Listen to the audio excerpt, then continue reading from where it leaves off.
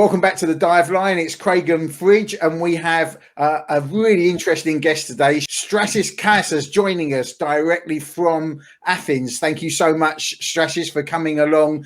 We're going to be talking about a new book that you have out, Close Calls, which I have received my copy and is fantastic. But before we do that, there's a lot more to you and diving and what you do besides the book. So let's start with some of that. We know you as a tech cave and side mount trainer, an explorer and a filmmaker. So let's start with some of those. Tell us about your training side of what you do, Stratis. Well, thank you very much for having me, to both of you. I'm really excited to have the opportunity to be on the show and to talk about the book and, of course, everything that is related to our common passion, which still is a passion for all of us, and it is diving. So I grew up next to the water as most of the Greeks did, but as a difference to most of the Greek people, because my mother is Italian, in the summer, my parents, they basically dropped me off at my grandmother's house in the high Alps of Italy in order to have their free summer of love, which was a wonderful idea, you know. And in retrospect, even though I was rejected the opportunity, I was denied the opportunity to actually have the Greek summer as a child, I started loving the mountains and the Alpic life, etc. This is not necessarily related to diving, but is related to my whole approach to nature, because for me, the first adventures were, of course, like exploring the natural parks that were around my grandmother's house, which we still offer excursions now officially to the people that want to visit these mountains without the diving relation to that. It's one of the most wonderful parks in regards of fauna, and you can see wolves, you can see a lot of animals. The exploration, not in the diving sense, was embedded to me because of that. It was always wonderful to push maybe an hour forward up in the mountain, or a different direction, or a different time of the year where the snow will make all the landscape look different, a different time of the day where the animals will be different. So for me, nature, it was always something that I appreciated. And what also taught me the extensive permanence, because we're talking here about 15, 16 years of every summer, multiple months in the mountain, full-time, meaning without going back in the city, it was also the sense of tranquility. Mm-hmm. The moment I started diving, I realized that this was the common parameter that was joining the experience underwater and the experience in the mountain. So when did this come, Stratis? When did you start diving? Was it early on or a bit later? It was a bit later. I was 28 years old, and the story is kind of funny. I was bored on a cruise ship in the Bahamas, and my choice was shopping or diving. So I thought like anything but shopping. And if anybody has seen the movie that I don't remember the title, the one that the couple of divers are forgotten at sea because the diving boat is not counting properly. Oh yeah, what's that called? I can't remember. I think something like that. Anyway, this was exactly what happened to us, except they didn't forget us. So there was every possible sign in retrospect that we could have been left in the middle of nowhere in the Bahamas, because it was such a non-organized thing. And right there, even though I was not experiencing diving, I was experiencing mountaineering and everything. And I realized that, this cannot be normal. And even though I love diving, I need to look for something that is more seriously organized. Of course, this does not take as a generalization the issue of how they're dealing with diving in the Bahamas. It was the specific business and the specific experience. So considering my experience with the mountains, my interest in doing things safely, because we lost a few friends in the mountains over all those years, which is normal, like we lose unfortunately people in diving. I looked immediately for the opportunity to how to reach a better level, a safer level in diving. And this for me was, again, using my mountaineering experience, was meaning more control into my own decision making, not just do what the instructor does or what the diving center does. Therefore, that was at the time a single way either to technical diving, where basically the involvement of the diver with controlling his choices of gas and his planning and everything was something that was making completely sense to me. Because for me, I realized also that there is two reasons why people go into technical diving. Or they like toys, and that's completely respected. I don't. Or they like that aspect, the fact that you get to be more in control, and therefore whatever that tells you, either that you can push more or that you are more safe or anything. For me, I think that's probably what it is, isn't it? It's having that higher level of experience and knowledge, which ultimately probably makes you feel safer.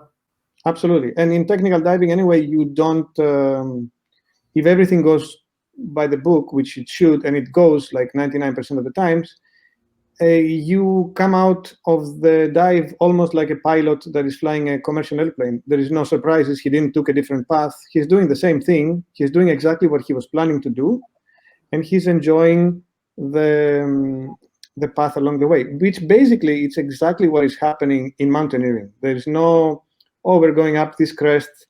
Why don't we go this way? It's not happening. Even if that's going to happen, it's going to happen on the next time we go up. It's not considered safe to alter your plan. There's a lot of similarities, basically, when it comes to that.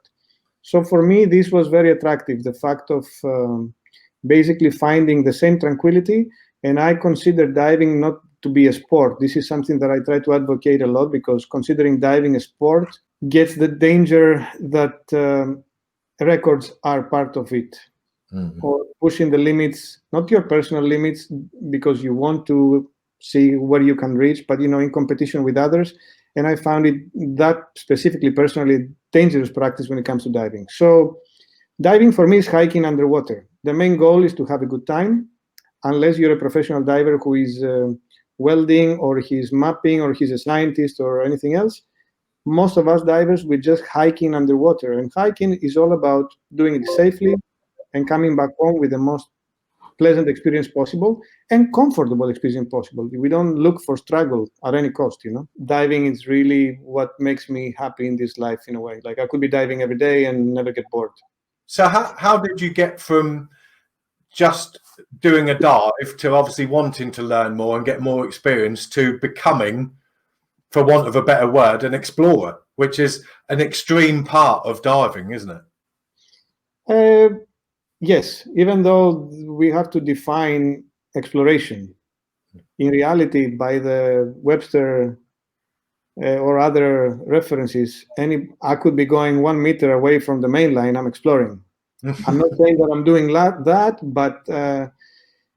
okay, let's rephrase it then. Extreme exploration.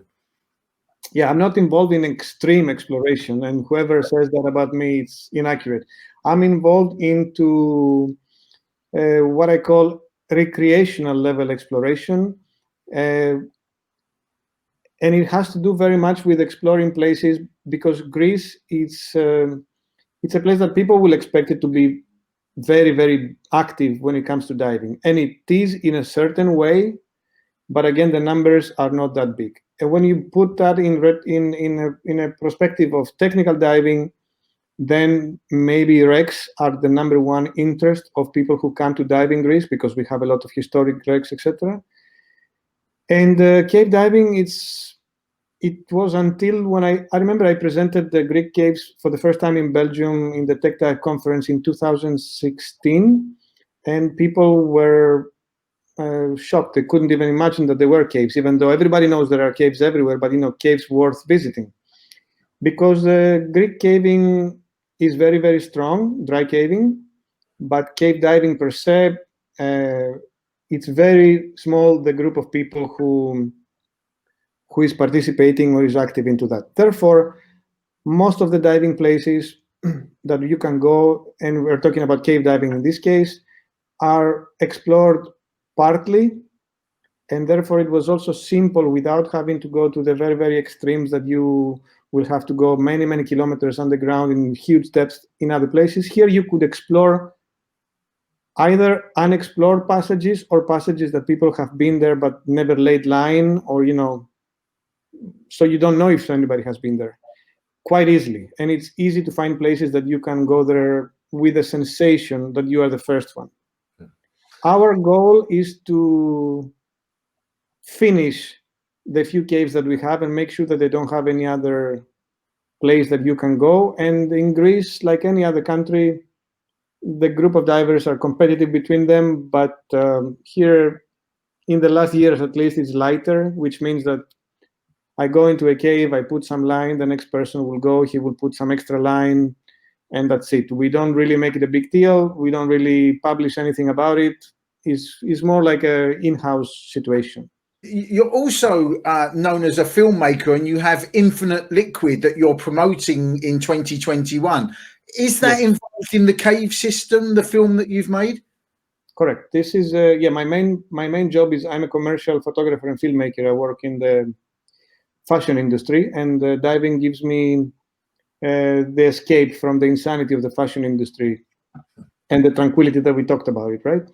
So, but closing this parenthesis, that was probably not necessary, but humor is important. Infinite Liquid, it's when I decided, in 2016, I made my first cave film, which was called Amphitrite. I can forward you the link, or maybe on my Vimeo you can see. I will forward you the full movie. It's an open source movie. Everybody can see it. We'll put that out for you. I can put the link in the description. Yeah. Okay. And it's a movie we did about a very special cave in the Cycladic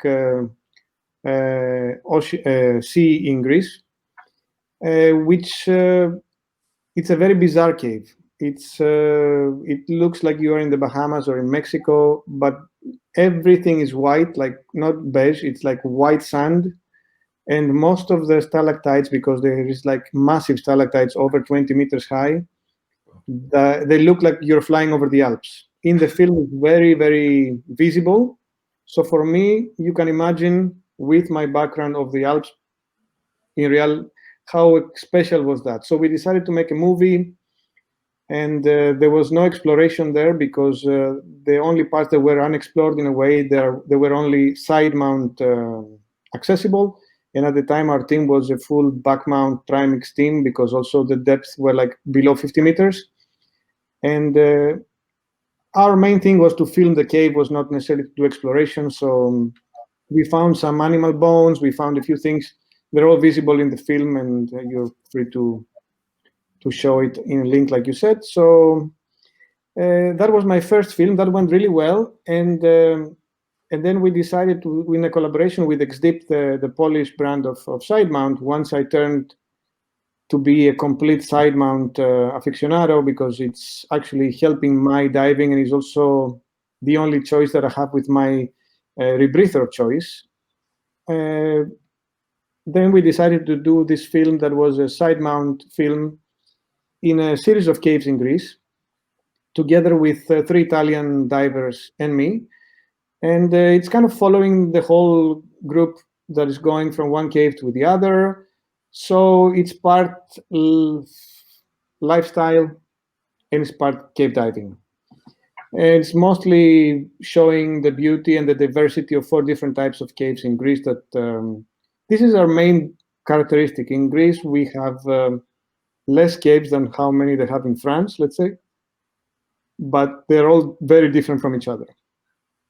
And different in many sense, both in morphology, as an experience, in depth, in temperature. And so what we were trying to do here is to promote it as a diving destination for cave diving, because with a center, if you stay somewhere centrally in that area, then you can have every day a completely different cave experience, which there is nothing, you cannot find it anywhere else right now, from what I think, and the places that I have been all around the world, this kind of diversity.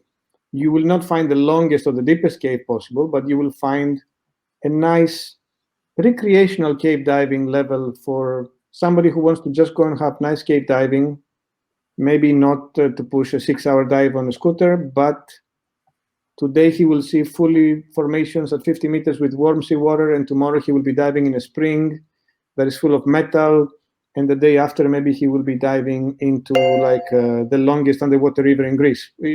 That's the beauty of this area. You're also a cave diving instructor, aren't you? Yes, even though I am a full-time instructor, I am very selective, without meaning it in a bad way. I don't want this to be misunderstood. I enjoy teaching for 3 reasons. The main reason is because I like that, especially what happened in Greece. Then I met a lot of young or not so young people that were really into cave diving, and then made sure that they will be going cave diving anyway. And in Greece, nothing is regulated. You can just put a single cylinder and go into a really dangerous place to dive. And I'm not saying that they will do it, but somehow it was giving me the opportunity to make sure that these people will not do it that way. In the process, with 90% of them, we became friends. We are actually speaking on a weekly basis. We go diving together. So my, let's say, group of people that we are a community of cave divers grows like that. And there is also the fact that it's really, really enjoyable to teach cave diving more than other types of diving, because cave diving instruction, you don't really teach them how to dive. You teach them safety procedures, you teach them emergency procedures, and these are closer to alpinism and mountaineering. They're completely different on a practical level, but the idea is go visit the place, make sure to understand the danger, be predicting of what you will imagine it will be happening in the next 5 minutes, and know how to anticipate it. This is very similar to when you're actually walking on the snow, or when you're walking on the snow in the summer months. It gives you awareness. And this is very exciting. Plus, there is no better way, in my opinion, to keep your skills up to date just by teaching. I find that every time that I finish a course, I actually become a better cave diver myself. Are you training predominantly Greek nationals and bringing them through into the cave system, or is some of it tourism that people come to you to learn to cave dive? I have 3 types of, if you could call them clients, but I would say, students in this case. Number 1, it will be the Greek community, like you say. It is a little bit restricted to the fact that, Greece is going through a very long crisis in finances, and cave diving courses are long and they need commitment, and we have to go far away from Athens sometimes for like a week. So it's difficult sometimes to organize it and to make it worth it for them and also for the instructor. But a part of my clients, let's say, and my students is that. Another part is the foreign ones, that they come, instead of going to another destination, they choose Greece. And this has happened in the latest years, especially because of promoting through conference events or other things that I have been doing in the last 4 years. It's growing. It's still not at its potential. I think it could be more, but I think it will be the next step when people will understand that Greece is a viable place to come and learn cave diving, because we offer also a very important detail that you don't find in France or north of Italy or the other popular destinations. The Greek caves are absolutely undependent. They don't depend on the weather. We could be having 15 days of heavy rain. Actually, we could be having rain in the time of the course. And except from the discomfort of being dressed under the rain, the flow is not really affected. The visibility is not really affected. And we don't get these periods of... it's interesting. We uploaded all our caves in platforms like Cave Conditions, etc. And often they tell me, can you give me new information? Like, yeah, sure, 30 meters visibility, no flow. Where have you been last year? Like, but how? Like, I know, it's always like that. The only thing we face from time to time, but completely predictable, is like the month of September, after a very hot summer. One specific cave, which is a popular cave that we offer for courses, it will get the entrance level water a little lower.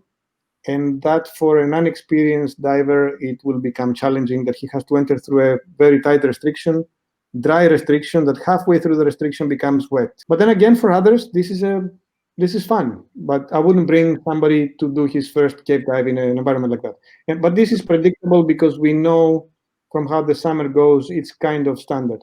The rest of the year, all the other caves, they have moderate to zero flow, and they have a visibility that is generally over 30 meters. Like it's when we get 20 meters visibility because a team before us went, like, let's say the day before, for us it's a sad day, and this is good for course. So, and what sort of depth are you diving at? Like I told you before, all our caves are very different. So we have a cave in Athens that goes to is the biggest cave that we have right now as a penetration and also as a depth. It actually has the longest single tunnel in the world. Not longest, sorry, the biggest single tunnel in the world, because it's about, at some points, it's about 100 meters, 120 meters deep, 60 meters wide, and it goes for a kilometer long in one solid piece of rock. So this is Wow. Well, that is not cave diving. That's more abyssal diving, because you're not really able to see the shape of the cave. It's that big. So this is an extreme example of what is happening, and that cave goes way beyond 100 meters. The other caves that we normally do the courses at, they have an average of 10, 12 meters depth, with peaks that could go even to 100 or 200 meters, but we don't visit them because they are basically wells through the progress. And then we have a totally different type of cave. That is the ones that are closer to the coast, that are mixed with seawater, and those are basically massive sinkholes that, even though the main line is around 30 meters, the bottom of the caves tend to be in the 50, 60 meter area. So it's completely different. There is all different types for all different kind of people. So is that the kind of diving you do for fun as well? So you wouldn't just drop into the ocean, just there in Athens, and go dive into and go and look at a coral reef. You'd go cave diving as a pleasurable day out. No, because very often when we just have like a Sunday or like, a day off, we could go very close to Athens. Okay, small parenthesis. This is also funny, interesting, and a reason that I went to cave diving is that even though I am not generally a very fearful person, I have an unbased, unexplained shark phobia that is like bigger than me.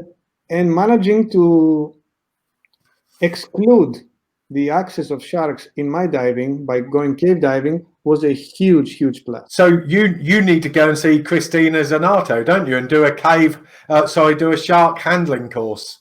We talked about it, funny enough. We're planning also something for 2021 in Italy next year, so we talk about it extensively. And she said, like, we should start directly with like tigers, so that you get over it, and then that's it. I'm not sure. If anybody can, she can. Yes, I agree with that. And this is it. If she will not make me do it, then it will be a lost case. But apart from that, cave diving, it has a lot of truth in that, because for me, for example, to do a late evening dive when it's about to get dark, when it's nighttime is okay, because somehow I convince myself that I'm in a cave and that's it. But when it's this kind of late area and I'm scootering and it's all gray, dark blue, and I don't see too far, not very comfortable, to be honest with you. I'd love to see sharks. Sharks was my favorite animal when I was a kid, and I was learning everything about it, and probably that did not help. So no, there wasn't an experience that put you off. It was just the knowledge. Yes, no, I've been with sharks in Egypt many times, and tried to approach it with a positive. There is this experience, and that was kind of like, no, I'm not happy about it. And also at some point when I was diving in Brazil, in the beginning of my diving experience, I actually was following a turtle, and suddenly behind the rock, I basically went on top of a shark that was just there, and I saw this big animal under me that was in a state of agitation, not because of me, for other reasons, and that did not help at all either. So it's better to be in the caves. you feel safer in the caves. Yes. When I go to Florida, we have to deal with like the alligators, but they have their limits. They cannot really follow you wherever you go. So as long as you go quickly into the cave, you're fine. No, I mean, this is not as dramatic as I'm explaining it now, because I'm diving in Egypt and sharks are there. I just wouldn't do a shark-specific dive as a choice. Now in Greece we don't have sharks, but we can do some weekend dives near Athens and see groups of tuna and other fish, or even groups of regular size fish, not big predators and everything. And I just like to be in the water. It doesn't really matter if it's a cave. I don't really need it to be like an important or a big dive or a complicated dive. I do a lot of recreational 10, 12, 14 meter dives with friends because maybe their level is that, or maybe because maybe that's all we want to do. And as long as we are weightless in the water, for me, it's good, more than enough. So other than diving, you do other things as well. We've got Stratis Cas Adventures up there. Their expeditions, is this back to the mountains in Italy where you went as a child? Is that the kind of adventures you can go on? It's both. It's both diving related, which of course they are limited to a closer group of people because they need to be prepared for that. On the other side, our mountain experiences are, again, what I was talking about it before. They are more of a recreational adventure, meaning we could do extreme things like winter 2-meter snow ice camping at 2,000 meters high. It's wonderful. Really? Yes, it is. It's cold. Yes, but yes, but no. Again, you have to do it properly. You have to have the right equipment. We have what is called Everest or Antarctica level equipment. It's an unofficial category, but basically means that you can deal with -40, -50, which we don't have this temperature there anyway. Many of our tents are actually, we have included on the inside the same material. I don't remember the technical name of it, that they put when somebody, this kind of aluminum looking foil that they cover people when they're cold. Reflects back in again. That if you are 2 people in a tent like that, you will probably have to open the tent at night not to feel too hot. So it's not a big problem. Big problem is when you need to pee. Yeah, one long icicle. Yes. And I have to tell you that the combination of the two, for example, all our expeditions in Russia, when you have extreme cold and snow and diving at the same time, is probably my favorite thing. And the reason why is because actually being in the water is the warmest part of the experience, because the water still tends to be 4 or 5 degrees. But it hasn't frozen. Exactly. Yeah. And then the other thing is also that the whole context of it is really adventurous and surreal. But I don't know, my favorite dive that I have ever done, it has been in Orda Cave in Russia in the month of January 2 years ago, when we went for the first time. And then in that year and the year after, we started bringing people there as an expedition, and for them to see the cave system themselves without the snow, because it's possible to bring them people or to even go even in July or August. You're losing half of the fun, and that is not meaning being an extreme adventurer. It's just that when it's white, you really immerse into the fact that we're in Russia, we're in an ex-military base, and this is a white cave. The cave inside, it looks like made of ice, most of it because of the formation, the gypsum material, and it's all making sense. Plus, when you have, in that case, we have to do about 250 stairs with ropes into the ground to arrive to the entrance of the cave. If you will do that in July with 28 degrees Celsius outside, you will arrive down there completely sweating, and that will make entering into a 4-degree water very uncomfortable. Yeah. In our case, that we go to January and February, we see massive ice stalactites in a way on the way down. It's really spectacular. So it sounds it. It really sounds. So if anyone wants to find out more, obviously we've got stratiscast.com and facebook.com/stratiscast adventures. So you can find out loads more there. Absolutely. Unfortunately, COVID is changing everybody's plan. Normally we were supposed to go to Rorda again this January. We had like a whole group of people that were like up for it. And right now it's not even sure to understand. We don't even know if we can go to dive in Greece. Like what I say, they are predicting that you won't even be able to leave your region for 2021. That means there is no cave diving. So hopefully they will understand the fact that this makes no sense and reverse to a more logical decision. But at the moment, everything is on hold. So we can only hope that the authorities see sense, and with the vaccine coming, maybe we will get back to some travel in 2021. I mean, some of those experiences sound fantastic. I know Fridge and I, we would love to come and do that, wouldn't we? Yeah, Yes, absolutely. you could. It's really something worth to do once in your life, and specifically the Russian trip. We combine it with a day visit in Moscow, and it will make you feel a little bit like James Bond being an Englishman in Moscow. But it's also it's one of the prettiest cities that you have ever seen, and most people don't consider that until they go. So through the eyes of the people that we brought so far there, that could have been there very close to the experience of the diving itself, actually visiting and seeing Moscow as a city. I'd like to see you on that shark handling course, Stratis. I promise that if I do, I will send you clips for it. Yeah, please do. Sorry, to finish the thing about the adventures in the mountains, so we will bring people in different ways, like it will be other winter trips. You will need to be a little bit more prepared and a little bit more used. You don't need to have experience in mountaineering because we don't really do alpinism as an offer. We do it ourselves, but we don't offer it to other people.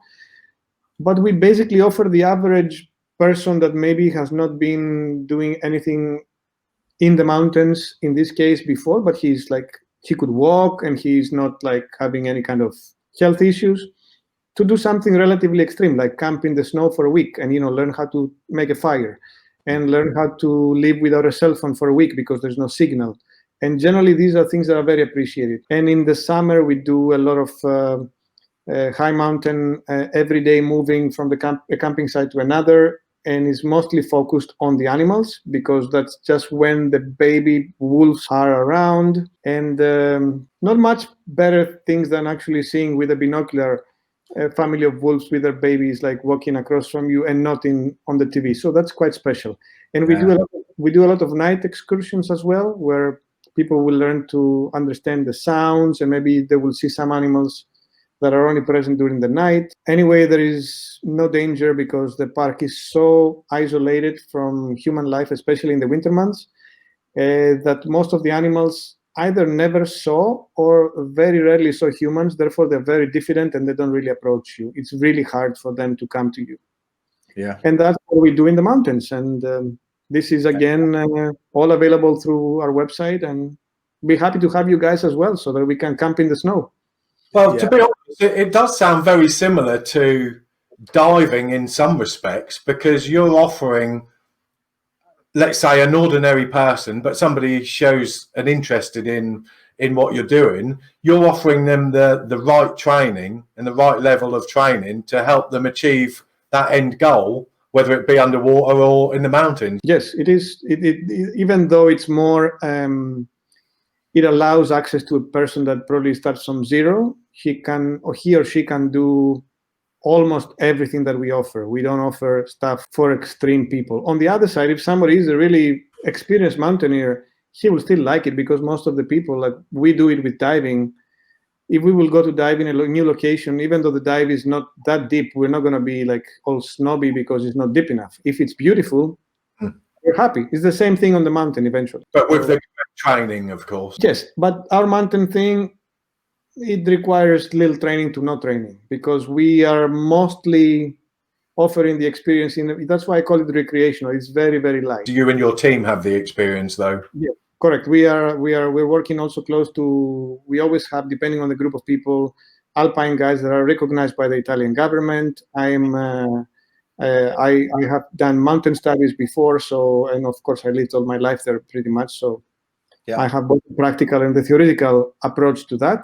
So we're offering the tranquility. That's the point. Sorry, it's more that you're offering the guidance for people to be able to do it safely. Correct. The mountains are tricky when they don't appear to be tricky, and it's funny. Now we're in a diving podcast and we're like speaking about mountains half the time, but there is a relation to that. And I think that kind of situation, again, we can experience it in diving. And what happens is learning to understand things with time. It's very important on the mountain. For example, it is much safer to go anywhere on the mountain in January than to go in May, when the snow is partly melted, partly detached. The various layers of snow are detached, like the bottom layer, because it will be under the snow, will still be frozen ice, and the top layer, because of the temperature, will start to melt. So at some point, the strat will separate. And of course, on top of a very slippery ice level, this soft snow can very easily fall. Mm. And you learn to recognize, from knowing the mountain, from seeing the way that the sun is hitting it at that time of the day, if it got melted or if it's still solid. Similar things you do in diving and you do in cave diving. You learn to read things as you go, both because you have been there before or because you have been in a similar situation before. And you learn to say, no, let's not do it. Yes, it's beautiful, but let's not do it. It's not worth it. This is the most important lesson that people need to learn. And that's the only thing that we really impose, that when we say we're not doing this, we're just not doing this. That both in diving and in the mountain. It's all about understanding your environment, isn't it? And having the knowledge to recognize those little nuances of when things are perhaps we shouldn't be going there because of that, or the opposite. It is safe to go there because of that. But it's recognizing the environment from your experience. Correct. And adding to your experience a healthy 10-15% of extra conservatism, because not seeing something is okay. Risking, it's like the M line, in your gradient factors.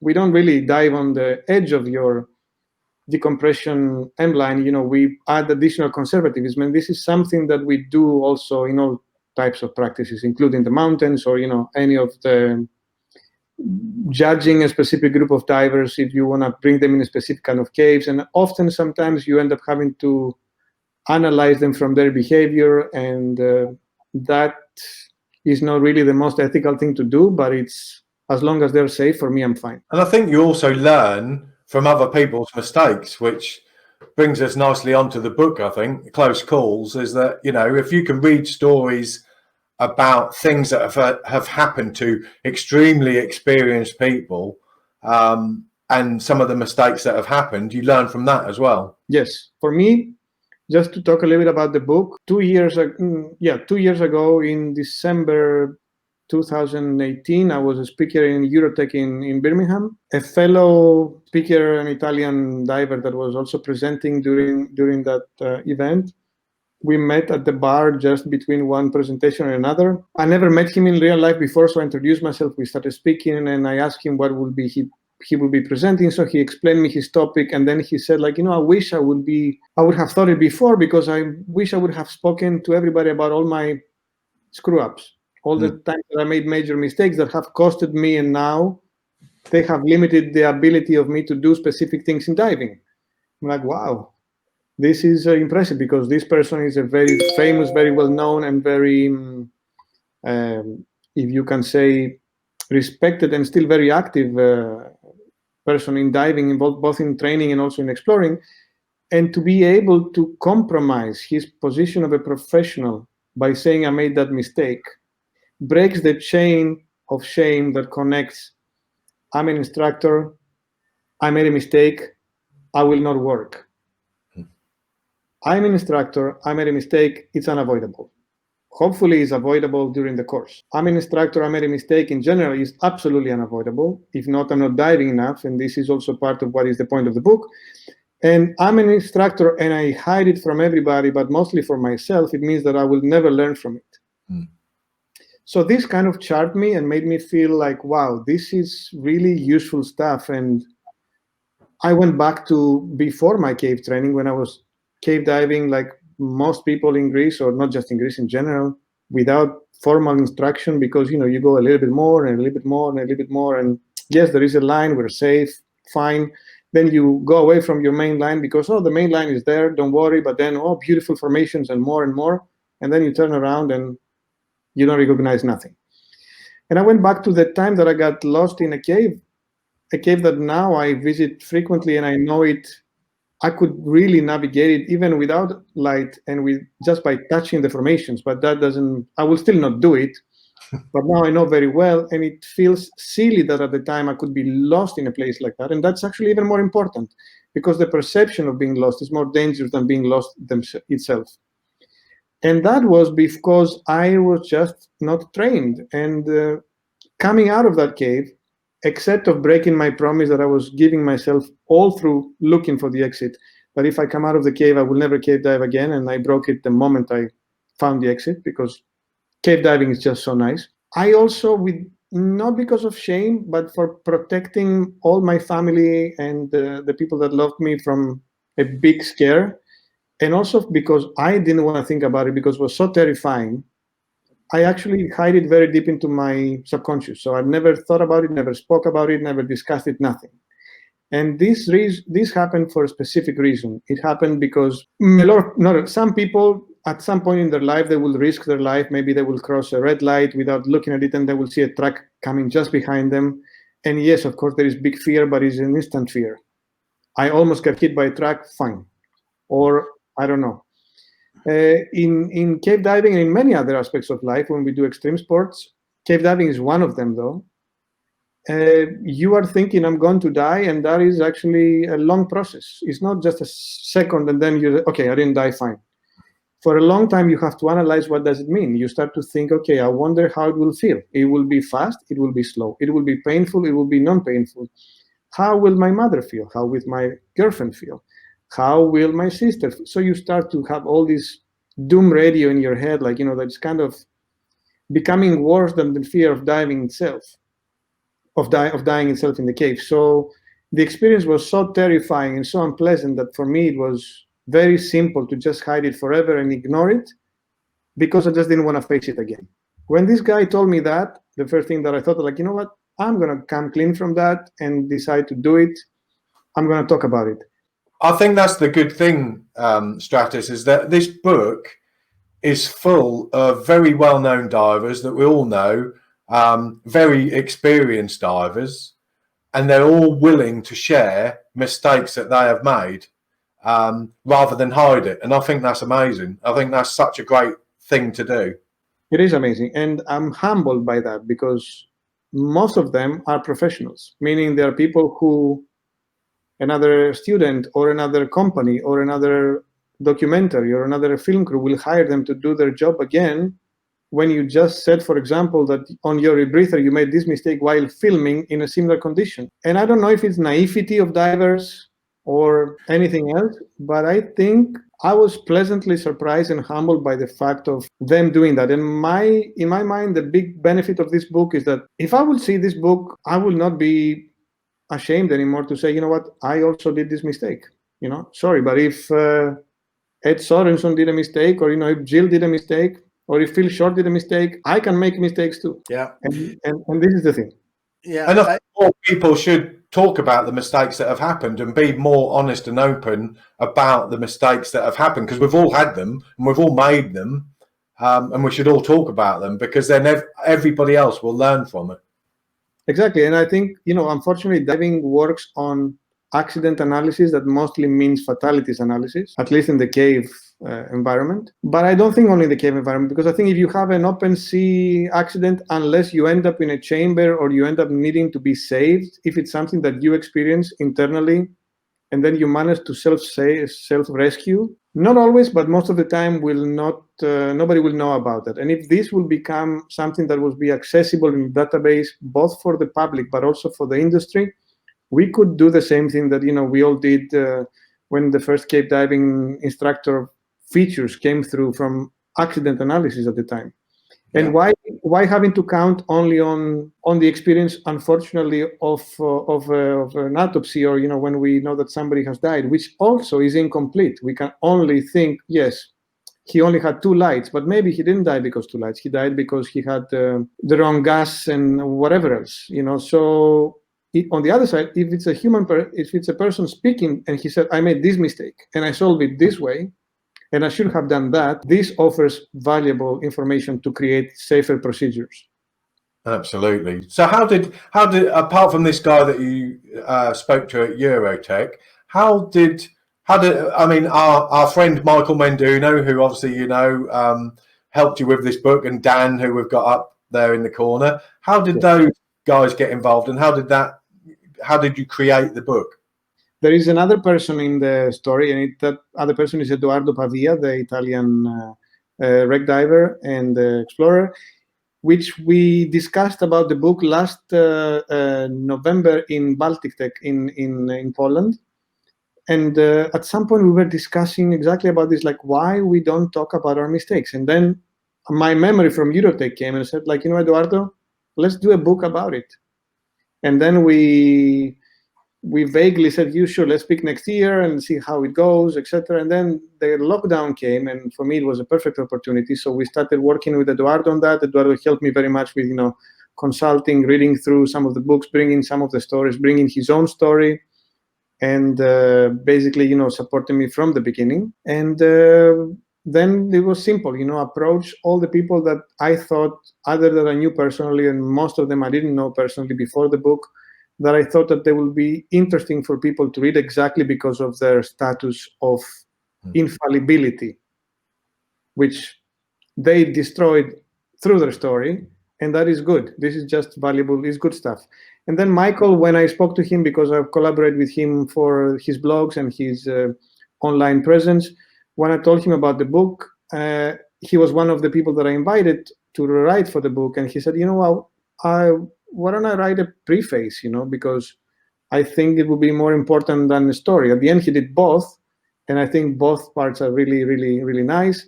Yeah. And through the months, he became my everyday speaking partner on every level. And this book will not be the book that it is today without Michael. And I'm very thankful both to him and to Eduardo and to my anonymous inspiration back in Europe. The book is certainly not a cave diving book. The contributors are like a who's of some of the best divers in the world. We've mentioned some of them: Andy Torbett, Christina Zanato, Michael Manduno. We've just mentioned Phil Short, Richie Collar, one of the very well-known diver because of his shadow divers and the Titanic stuff he's done. So it's a real who's who of some of the most famous, and a real credit to all of them in that they were prepared to be open and honest about mistakes that they've made. And Fridge and I were having a conversation before you came on, Stratis, about it's all well and good this coming down from the top, but I've always been thinking that it should be coming up from the training at the bottom, from the training agencies that train new students, but it seems to be hidden. Do you feel that? I mean, you mentioned the aviation industry earlier in the conversation and the fact that they actually study the mistakes that people have made and learn from them. But with diver training at the bottom end, that's not happening at all. No, and the industry, as I have experience in both these industries, the medical industry and the aviation industry, they are more advanced when it comes to liability and to checklisting and to procedures. But there is a general reason for that. First of all, they are more exposed in the general public and in the general critique, while the diver is still, first of all, a diver and a deep diver or a cave diver, he is considered a suicidal weirdo that wants to go. And then it's not that we're happy if it happens to him, but we're expecting it. So the diving industry simplified their own position towards that by saying we recognize the teaching, the training, even though I have to say that, at least for a few of the agencies that I teach with, they're pushing the limit beyond what I expected they will go. So they're actually pushing us to become better. And there is a lot of new thought in the, I don't want to mention now specific agencies, that's not the point. Yeah.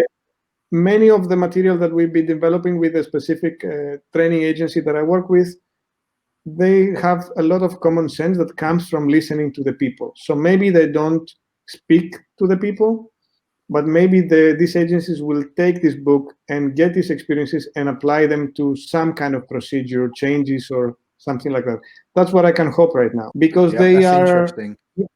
There is always the question, and there's always the point that they will tell you, look, if diving becomes too complicated, like it used to be 25, 30 years ago, into actually even get like an open water training, it will be first of all, extremely costly, and people will not do it. So it becomes impractical, and it becomes uncommercial. And after all, these agencies are not, they're actually businesses eventually, we like it or not. And so there is always this thin line between that and that. They teach you how to drive a car. Then if you take a Formula One car, maybe you go to a Formula One instructor, but then if you want to push it beyond the limits and drive it in the sand, then you're on your own. And that's the attitude.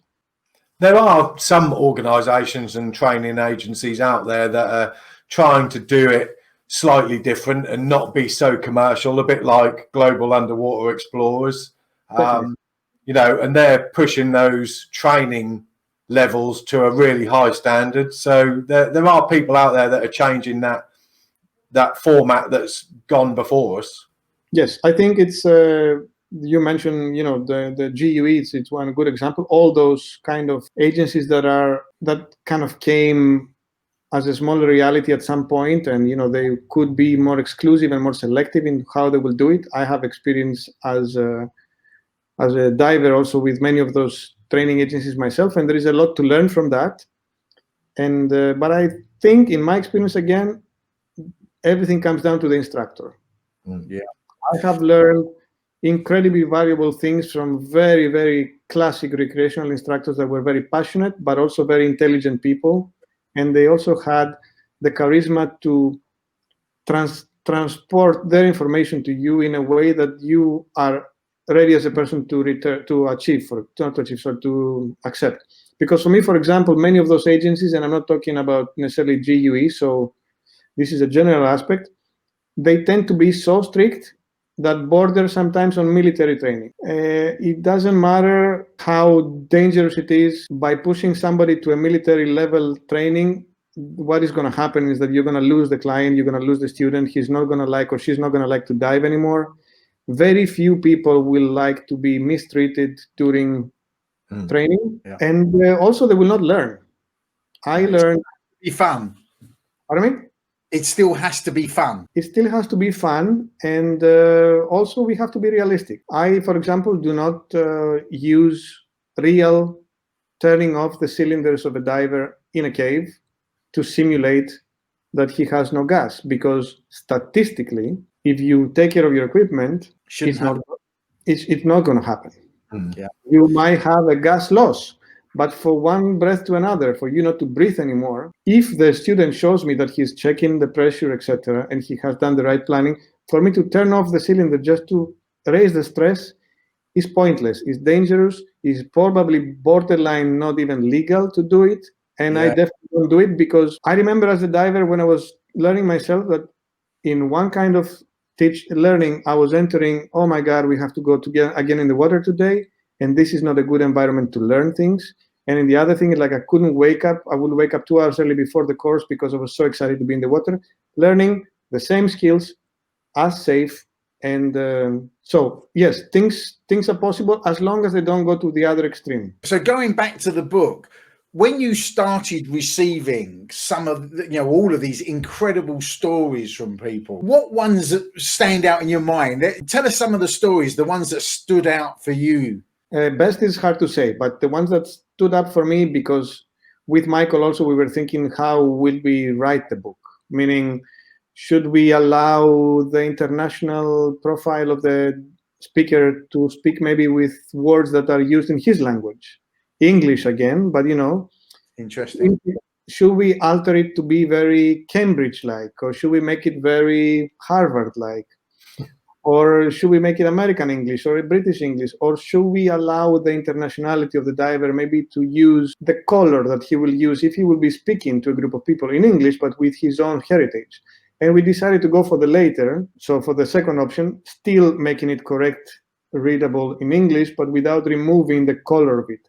At that time, we also decided not to make it very book-like and not to make it homogeneous, because at the end of the day, it's 70 contributors, which are all different between them, both on their diving, in their experience in life, in their point of views about everything, and eventually in how they express themselves. Coming to specifics, for example, there is a story inside the book from Thorsten Walde, the German cave explorer in Sardinia, that You go through his story and you are in a nightmare because you live it. It's incredibly well written. It's long. It's longer than other stories, and you feel like you are there. It's written in a way that you understand all the sums and all the passages and all the changes of depths and what do they mean through the problem, etc. You understand his experience when he was faced with a diver that was helping him that couldn't help him, and this kind of vulnerability that, okay, what are we going to do now? So when the stories make you feel like you're living the experience, I think they're a success. Another story similar to that is the story of Mike Young, the owner of Kiss Rebreathers, who is describing in a much, much shorter story that starts with a bam. There is no intro, there is no dialogue, there's no explanation. You go into the story like you're going into the dive, and he's describing a CO hit, seeing dragons underwater and everything, and it has all the passion and all the incoherence of wording, not because he doesn't know how to write, but because that was the experience, and it's very well transported to you. Like when you read it again, you feel like, oh my God, I hope I will never get hit like that in my life, because this does not sound pleasant. And you live the story. Another story, it will be Daniele Pontis, and he's also from Sardinia, which has a totally emotional breakdown underwater with a flooded rebreather. He's like looking into his personal experience and his approach of life, which was close to me. Again, a very extended looking for the exit. Plus, he was having all the toxic fumes from like a flooded rebreather and everything. And that's also very well written in the sense that, you live. It's a different story. A shocking story for me is the story of Thomas Mitsura, the Polish side mount diver, that he gets trapped under ice because the person that was supposed to keep the hole open left. No. Yes, and that is absolutely terrifying. But every story, it has its own reason to be, mostly because some of them are terrifying like them, or major dives like, that they will quote, quote, justify these mistakes. And some other things are like our heroes, that they will actually take a new piece of equipment on a deep dive without trying it before and realizing that it doesn't work when you are like on a deco at 100 meters. And it's a silly mistake. But for this level of divers, that I don't want to disclose it, also not to talk about all the book, who it is, to admit something like that. Yeah. Because it's one story. All of these stories are they in extreme conditions? So deep, really deep, or deep into a cave, or is there some that are just maybe in shallower water? But obviously you can drown in 1 meter of water, can't you? So are they all extreme? No, they're not. Extreme is the level of because again, not all of them were mistakes. We're talking about mistakes, but sometimes, yes, everything in diving is a human error, but some of it is also more dependent on your ability to check everything, and some of it is like what we say, bad luck. It's still human error, but we cannot remove the human error completely from the equation. So they're all extreme in the sense of it was a requirement that they had to feel that they were not going to get out of the dive alive. Some of the stories, when you read them, you feel like, I wonder why. It doesn't sound so scary. But I'm not here to judge the experience, because if they felt that this was a close call for them not to survive it, and they lived the experience, and they are who they are, I would listen to that. Absolutely. But I would say 50% of the stories, they're not extreme dives, or they were not meant to be extreme dives. Kevin Gurr's experience is in a demonstration swimming pool in 3 meters of water, with people watching him around the demonstration pool. So that's not an extreme dive, and Kevin Gurr almost died. So yeah, what about that? So all of these come down to, as you mentioned, human error, really. It's not equipment malfunction. It's just maybe not doing those thorough checks, or rushing and missing key components and attributes of that equipment check. Is that fair to say? Yes, I don't believe that diving has anything but human error. I mean, yes, there is the exception of a collapse in a cave, maybe. And there is one story like that with a person surviving it. And yes, that maybe, but even that specific diver describes that it was predictable. It was what we discussed before. if she would have had added this 15-20% more conservatism that I like to add and say, this does not look good, maybe another day, maybe another place. So is it human error? It is. Again, it's very oversimplification when we say that everything is human error, but at the end of the day, it's also feeling comforting, because if everything is human error, it's up to us to fix it. Yeah, absolutely. And it's understanding human performance, as the aviation industry does. Human performance is the weak link. That's the factor that we can all learn from all of these stories. And then some of these stories are incredible, but the photography in the book, I've really got to mention, because there are some spectacular photos throughout the book.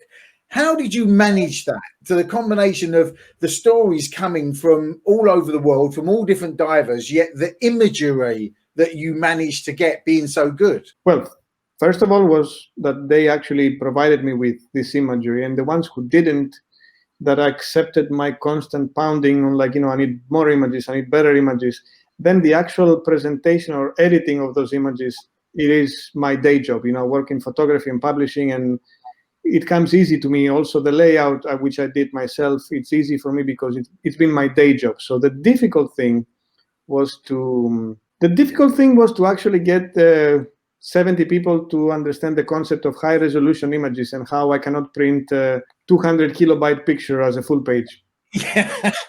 And that I'm not the one who is actually exaggerating as usual. It's just that actually the printer will not print it because it will look rubbish. Yes, so that was the thing that took longer, and but many of the pictures were straight away sent to me from the actual divers themselves. Some of them are historical archive pictures, some of them are from photographers, known photographers on the water. So honestly, the variety of the photographic material in the book also makes the book richer by itself. So yes, I'm very pleased. Beautiful photos in there. So how can people get hold of a copy? We have your website address above. Is it on Amazon as well? Where else can we get a copy? I don't know when this podcast will come online, but as we're speaking today, so 24th of November, you can pre-order the book on my main page of my website, which is the one that you see above, just by clicking on the PayPal link there. And if you need to buy more than one book, you need to send me an email, and I need to send you a request for more than one book, because PayPal does not allow to change the quantity. I don't know why, but that's the way they are, at least the way that is set up on the website. And I'm receiving from the printers the first actual printed copy sample physically coming to me in the next 10 days or so. Once I see this first copy that normally has been checked from the quality control locally in the UK, but I want to see one copy myself before I start shipping. All these orders will start shipping. December 1st, it will be the end of the pre-sale. The price will be a little bit higher than what it is on pre-order, and it will also be additional cost for shipping. The book is a little bit on the expensive side, if you can call it like that, but it's a hardcover book. It's a 370-page book, so it's a very big book. And let's not forget that it is not how Michael likes to say, in order to buy my new Ferrari, but is actually going to give back the money to Dan.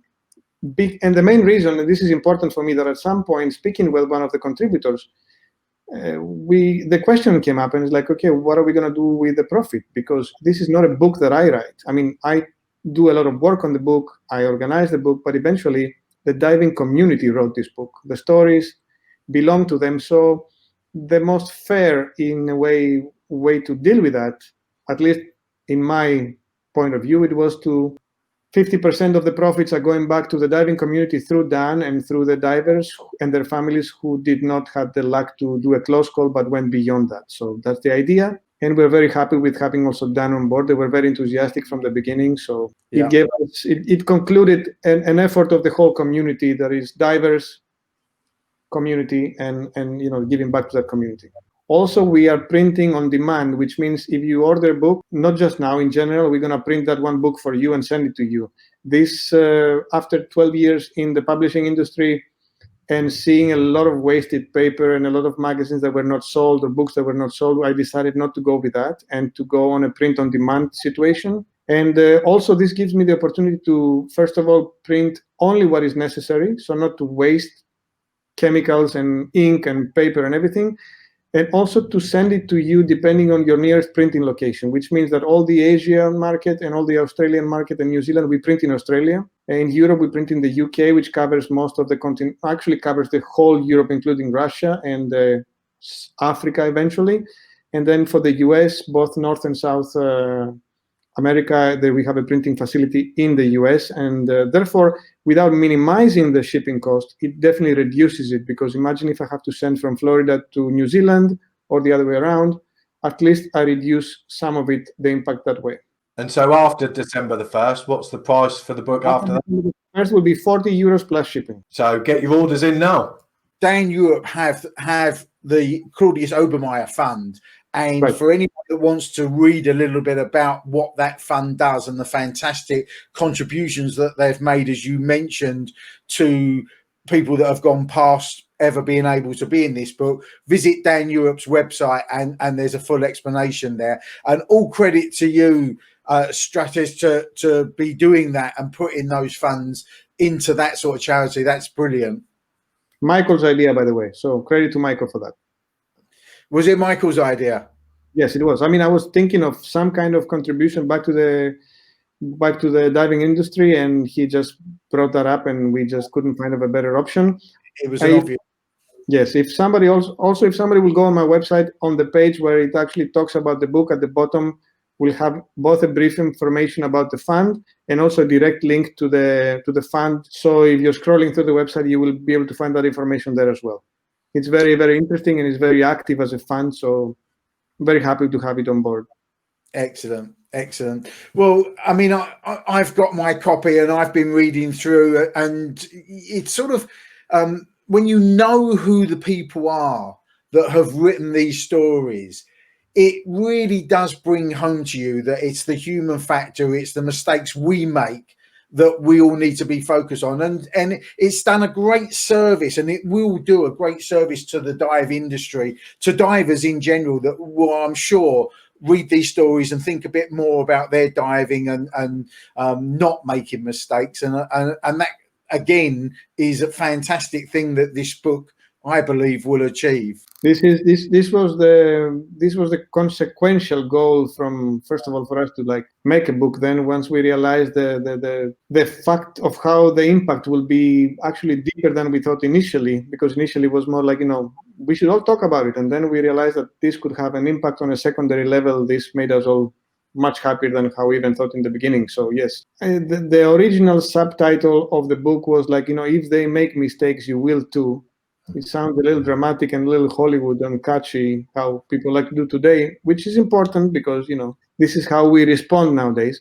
But it's also the reality because, out of 100 people who we contact for this book, roughly, a little bit under 100, we received also a few people, which it doesn't matter because, of course, they're free humans to decide on their own, very experienced, long time in the diving industry, that they said that they never had anything that was a close. And this, I'm really glad, as long as it's true, which I'm really glad anyway. But, to me, this feels not like it's not true. And I want to be careful here how I will word it because, this is not being scripted, all this interview, and it's important not to offend anybody.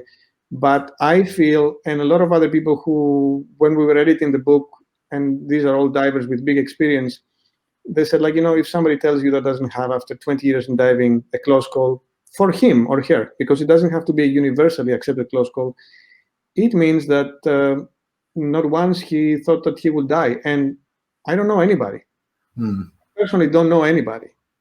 I knew me when I was not talking about it because I really managed to hide this experience deep enough to actually completely forget it. So maybe this will motivate them to be in the part 2 of the book in the future. I think you're right. I think everybody has had a moment underwater at any level where you've gone and thought, something bad could happen here. Thankfully, it hasn't. But I think everyone's had it. Yeah. Yes. Shit, I got that wrong. Yeah. Exactly. And underwater, there is tons of opportunity for you to feel that this will be it. You're not making a mistake. You're not getting lost in a hike. You're not, underwater. It feels a little bit the equivalent of like, I'm walking through the California wilderness, and then I'm not supposed to go that way, but it looks nice, let's go, and then you have like 2 mountain lions in front of you. It's this moment of like, I could die. Yeah. I think it's important to say though that scuba diving, whatever it is, whether it's recreational, technical diving, cave diving, it is safe, and the equipment is really good, and 99% of the time there will be no issue. So it is safe and it is fun, but that human error is not doing the correct checks before you go diving, before you drop down under the surface. It's not maintaining your gear properly. It's not looking after it. They're the errors, which is the human error. But diving generally is an extremely safe sport. It is, and including technical, or I would even stretch it to cave diving. I think cave diving probably is even safer than recreational diving nowadays. Not only because it involves more trained people that are doing that, but because of how dangerous it is as a concept. The most dangerous is something, the more safe we tend to make it, because we cannot deal with such a degree of danger being part of our activities. Yeah, so you have more redundancy.